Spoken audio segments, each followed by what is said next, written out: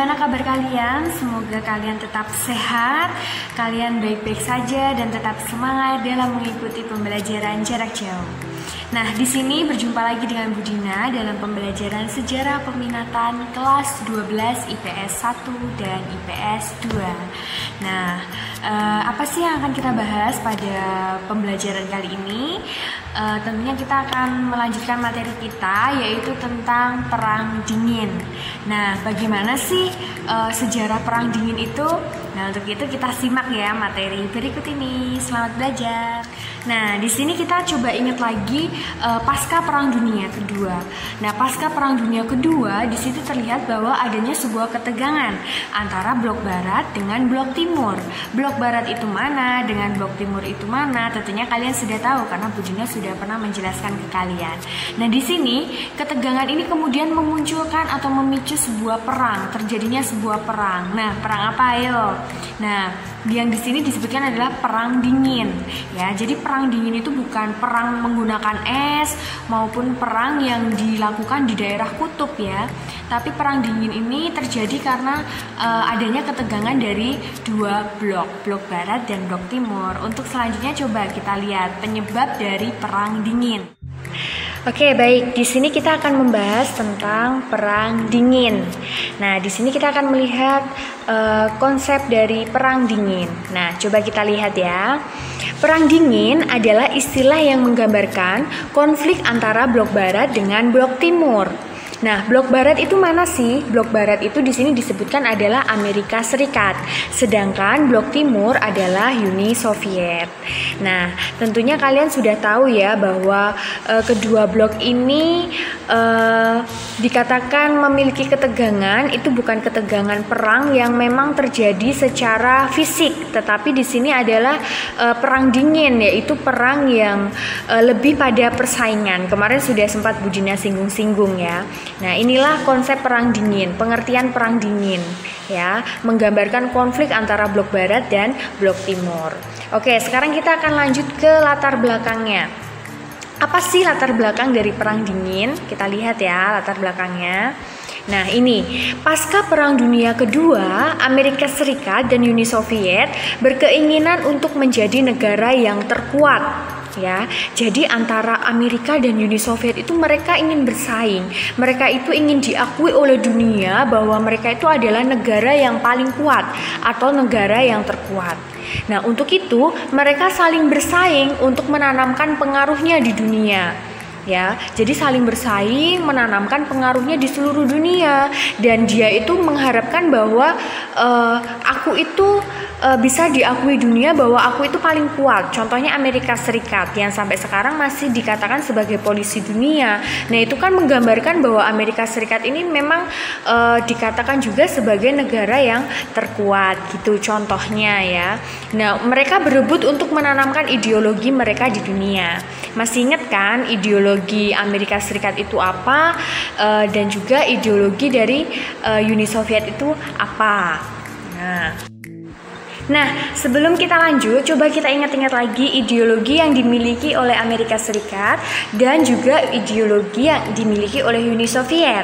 Nah, kalau ideologi yang diterapkan oleh Amerika Serikat itu adalah liberalisme dan kapitalisme, sedangkan ideologi yang diterapkan oleh Uni Soviet adalah sosialis komunis. Nah, ideologi-ideologi itu juga dikatakan mereka adalah menyebabkan ketegangan itu ya, karena mereka ingin menerapkan ideologi itu di berbagai negara supaya mereka bisa memegang seluruh negara-negara yang tergabung dalam ideologinya dan bisa juga dikatakan sebagai negara-negara panutan, contohnya seperti itu. Nah, setelah itu kita akan lanjutkan ke kronologi perang.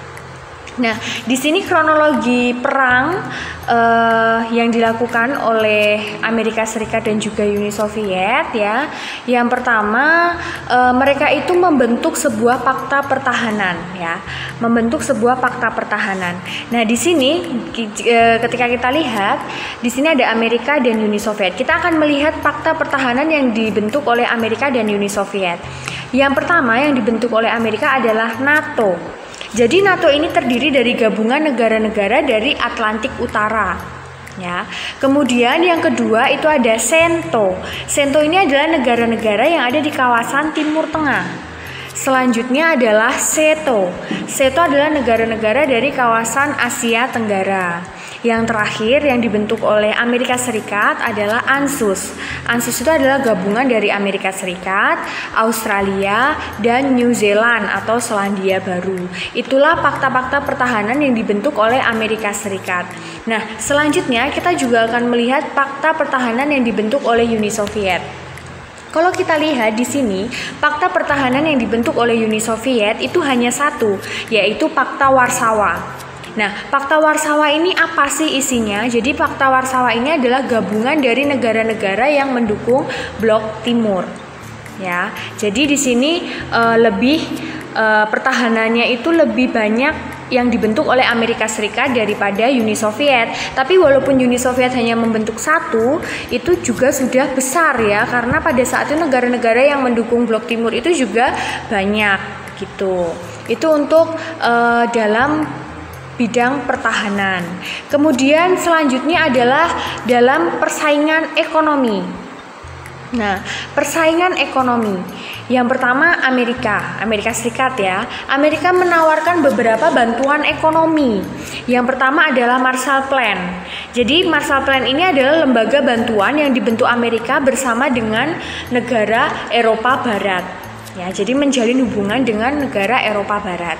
Kemudian yang kedua adalah Doktrin Truman. Nah, Doktrin Truman ini adalah bantuan ekonomi untuk Yunani dan Turki. Nah, jadi mereka membantu orang-orang di negara Yunani dan juga Turki. Kemudian yang ketiga adalah MSA. MSA itu adalah kebijakan ekonomi untuk negara berkembang. Selanjutnya kita akan melihat bagaimana Uni Soviet membentuk atau memberi bantuan untuk masalah ekonomi ya. Di sini Uni Soviet hanya membentuk satu juga, yaitu Molotov Plan. Molotov Plan ini adalah lembaga ekonomi Uni Soviet untuk lembaga-lembaga yang pro dengan Blok Timur. Nah, jadi mereka itu saling memberi bantuan kepada negara-negara yang membutuhkan atau di bidang perekonomian gitu ya. Tapi kalau di Uni Soviet itu memang uniknya dia itu membantu lembaga-lembaga yang memang sudah pro dengan Blok Timur gitu. Nah, selanjutnya persaingan teknologi ya. Sekarang kita lihat persaingan teknologi. Nah, ini persaingan teknologi. Kalau persaingan teknologi kemarin kita sudah belajar ya di perkembangan iptek. Di situ kita sudah tahu bahwa antara Uni Soviet dan Amerika Serikat itu mereka sudah melakukan berbagai macam persaingan teknologi. Ada ruang angkasa, ada persenjataan dan lain sebagainya. Nah, di sini kita lihat perang dingin juga terjadi di ruang angkasa yang dikenal dengan nama Star Wars atau perang bintang. Wujud persaingan ini adalah persaingan dalam pengiriman misi ruang angkasa. Jadi mereka antara Amerika Serikat dan Uni Soviet itu bersaing untuk mengirimkan misi ke ruang angkasa. Nah, yang dikirimkan itu apa sih? Nah, yang dikirimkan di sini adalah mereka adu kecepatan untuk mengirimkan perangkat militer. Lalu spionase. Spionase itu adalah alat untuk memata-matai. Kemudian alat komunikasi. Kemudian misi ruang angkasa merupakan usaha psywar atau perang urat syaraf untuk menunjukkan keunggulan teknologi kepada pihak lawan. Nah, itu bukti dari persaingan teknologi ya. Nah, itu lebih ke ruang angkasa pada saat itu. Tapi kan kita juga tahu bahwa mereka juga persaingan di bidang militer juga ya. Kemudian di bidang persenjataan dan lain sebagainya. Nah, selanjutnya kita akan melihat, nah ini persaingan militer ya. Persaingan militer. Nah, berdasarkan data terakhir, nah di sini dikatakan ini menurut data ya, makanya Bu Dina screenshot, senjata nuklir di seluruh dunia disimpan oleh Amerika Serikat ya dan Rusia. Jadi terdapat 27.600 senjata nuklir yang disimpan oleh Asia Serikat dan Rusia. Nah, maksudnya Amerika Serikat. Amerika Serikat saat ini memiliki 10.000 hulu ledak nuklir yang sebagiannya disimpan di instalasi bawah laut dan sebagai lainnya di pucuk rudal balistik. Jadi dulu Bu Dina juga sudah menerangkan bahwa mereka itu bersaing juga di nuklir dan juga rudal ya. Jadi mereka itu menunjukkan kekuatan persenjataan yang dimiliki oleh masing-masing negara itu antara Amerika Serikat dan Uni Soviet. Itu untuk persaingan militer ya. Jadi persaingan militernya seperti itu. Persaingan antara nuklir dan juga rudal. Selanjutnya adalah intervensi politik. Ya, intervensi politik itu apa? Nah, di sini Amerika Serikat dan Uni Soviet sering ikut campur dalam permasalahan negara-negara lain. Ya, mereka itu sering ikut campur dalam permasalahan negara lain. Nah, di sini dicontohkan bahwa mereka ikut campur dengan negara Jerman. Kemudian mereka bisa memisahkan antara Jerman Timur dengan Jerman Barat atau Jerman Utara dengan Jerman Selatan. Lalu perang Tiongkok ya, perang Korea yang sampai sekarang mereka masih terpecah menjadi dua, Korea Utara dan Korea Selatan. Perang Vietnam juga sama, terpecah ya menjadi Vietnam Utara dengan Vietnam Selatan.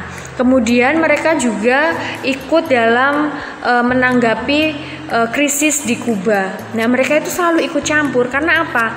Mereka itu ingin menunjukkan bahwa ketika saya bisa membantu negara yang sedang berada dalam konflik, itu saya akan diakui bahwa saya adalah negara yang paling hebat gitu. Itu sebenarnya yang mereka cari ya. Dalam perang dingin itu sebenarnya yang mereka cari itu. Jadi bagaimana saya itu bisa diakui oleh dunia bahwa saya itu adalah negara yang paling hebat. Selain itu mereka juga menyebarkan ideologinya gitu, supaya ideologinya itu bisa dipakai untuk negara-negara lain gitu. Nah, kenapa sih kok komunis itu bisa masuk ke Indonesia? Ini juga ada hubungannya di perang dingin ini melalui perang Vietnam ya. Jadi pada saat itu Amerika Serikat dan Uni Soviet menjadikan Vietnam itu menjadi dua kubu, yang kemudian dua kubu itu seperti berselisih gitu ya. Tapi ternyata dimenangkan oleh Uni Soviet. Sebenarnya Amerika itu tidak mau paham komunis itu menyebar di Asia. Tetapi karena di perang Vietnam ini dimenangkan oleh Uni Soviet, maka Amerika sudah tidak bisa membendung lagi dan komunis kemudian menyebar di Asia Tenggara, salah satunya di Indonesia. Seperti itu ya. Jadi ada hubungannya. Itu tadi materi tentang perang dingin. Nah, kalian sudah tahu kan penyebab dari perang dingin itu apa? Lalu kronologinya perang itu apa ya? Jadi kalau secara singkatnya sih penyebab perang dingin ya karena ketegangan itu tadi ya, ketegangan, perbedaan ideologi.